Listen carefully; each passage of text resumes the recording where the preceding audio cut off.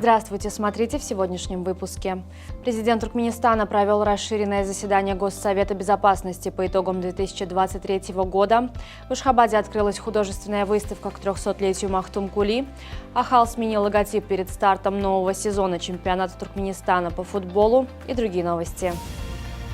Итоги деятельности военных и правоохранительных органов за 2023 год были обсуждены на расширенном выездном заседании Государственного совета безопасности, состоявшемся под председательством президента Туркменистана, верховного главнокомандующего вооруженными силами страны, генерала армии Сердара Бердымухамедова. В ходе заседания глава государства заслушал отчеты руководителей военных и правоохранительных органов о проделанной работе и дал им конкретные поручения по обеспечению безопасности и спокойствия в стране, укреплению материально-технической базы силовых ведомств и дальнейшему совершенствованию их деятельности. В рамках встречи был обсужден ряд организационных вопросов. Соответствующим указом президента Туркменистана с согласия Меджлиса Сердар Мяликгулыев был освобожден от занимаемой должности генерального прокурора Туркменистана за невыполнение должным образом своих служебных обязанностей и низкий уровень организации работы прокуратуры. Новым генеральным прокурором Туркменистана назначен Бегмурат Мухамедов. В Государственном музее изобразительных искусств в Ашхабаде состоялось открытие экспозиции, приуроченной к 300-летнему юбилею великого туркменского поэта и мыслителя Махтумкули Фраги. Посол Туркменистана Батыр Реджепов обсудил с заместителем акима города Астана вопрос установки памятника Махтумкули Фраги в Казахстане в соответствии с ранее достигнутыми договоренностями на высоком уровне. В 2024 году в Туркменистане и во всем мире отмечается 300-летний юбилей выдающегося туркменского поэта и мыслителя.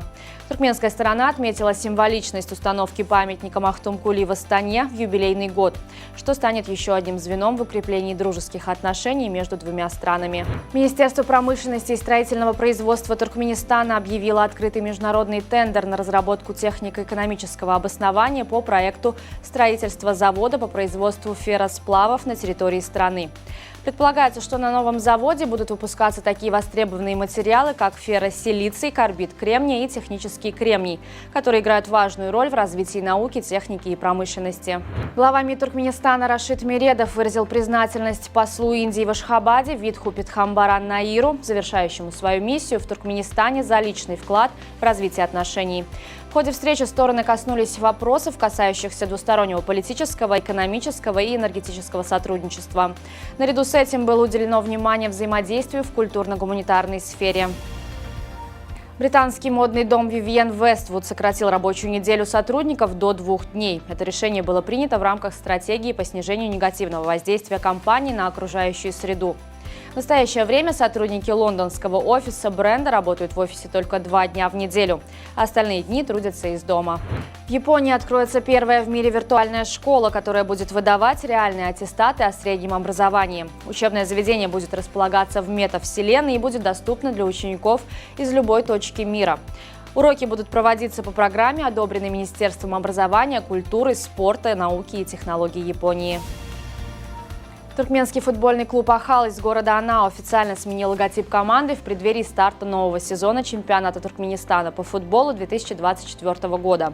В обновленной эмблеме используется минимальное количество цветов. В центре логотипа размещен знак Главного управления Туркмен-Небитон-Нумлери, основного спонсора команды, а также указан год основания клуба – 1989. Новый логотип символизирует начало новой эпохи в истории команды, говорится в сообщении пресс-службы клуба. В Лондоне состоялась церемония вручения наград «The Best» по версии FIFA. Главный приз лучшему футболисту года получил аргентинец Лионель Месси. 36-летний Месси опередил норвежца Эрлинга Холланда и француза Килиана Мбаппе. Лучшим тренером назван наставник английского Манчестер Сити Пеп Гвардиола. Вратарь Ман-Сити Эдерсон получил награду как лучший голкипер года. Автором самого красивого гола признан бразилец Гильермо Мадруга. Бывшая первая ракетка мира испанец Рафаэль Надаль заключил долгосрочное соглашение с Федерацией тенниса Саудовской Аравии, согласно которому он стал новым послом тенниса в этой стране. Целью назначения является помощь в развитии спорта и вдохновение нового поколения саудовских спортсменов. Согласно заявлению Федерации, помимо поощрения роста спорта в целом, также планируется создание новой академии Надаля. Она будет служить центром передового опыта, помогая начинающим игрокам реализовать свои теннисные мечты. На сегодня это все. Желаю вам хорошего завершения дня. Увидимся завтра. И не забывайте, что Туркменпортал – ваш самый надежный источник новостей.